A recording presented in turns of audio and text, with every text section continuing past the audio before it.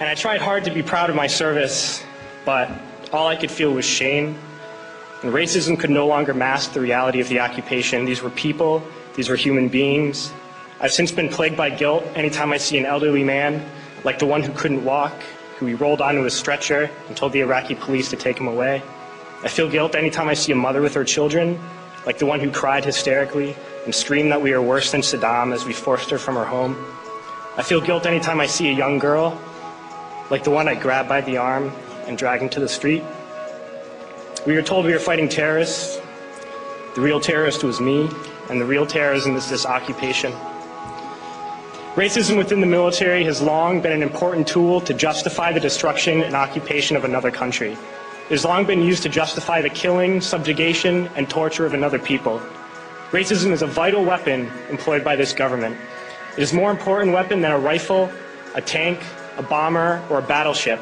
It is more destructive than an artillery shell, or a bunker buster, or a Tomahawk missile.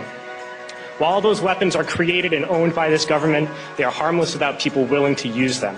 Those who send us to war do not have to pull a trigger or lob a mortar round. They do not have to fight the war, they merely have to sell the war. They need a public who is willing to send their soldiers into harm's way. They need soldiers who are willing to kill and be killed without question. They can spend millions on a single bomb, but that bomb only becomes a weapon when the ranks of the military are willing to follow orders to use it. They can send every last soldier anywhere on earth, but there will only be a war if soldiers are willing to fight. And the ruling class, the billionaires who profit from human suffering, care only about expanding their wealth, controlling the world economy. Understand that their power lies only in their ability to convince us that war, oppression, and exploitation is in our interest. They understand that their wealth is dependent on their ability to convince the working class to die to control the market of another country. And convincing us to kill and die is based on their ability to make us think that we are somehow superior.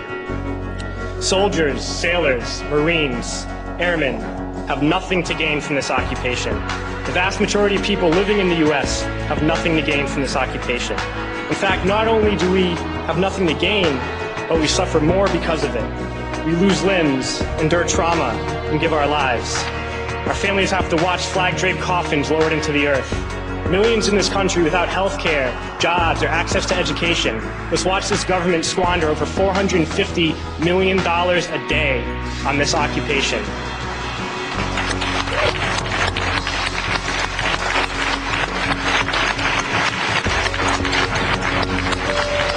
Poor and working people in this country are sent to kill poor and working people in another country to make the rich richer.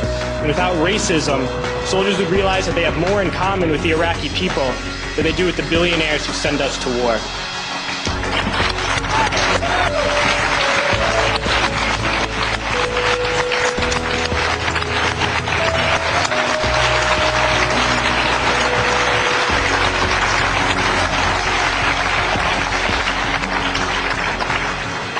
I threw families onto the street in Iraq, only to come home and find families thrown onto the street in this country, in this tragic and unnecessary foreclosure crisis. We need to wake up and realize that our real enemies are not in some distant land. They're not people whose names we don't know and cultures we don't understand. The enemy is people we know very well and people we can identify. The enemy is a system that wages war when it's profitable. The enemy is the CEOs who lay us off from our jobs when it's profitable. It's the insurance companies who deny us health care when it's profitable. It's the banks who take away our homes when it's profitable. Our enemy is not 5,000 miles away. They are right here at home. If we organize and fight with our sisters and brothers, we can stop this war, we can stop this government, and we can create a better world.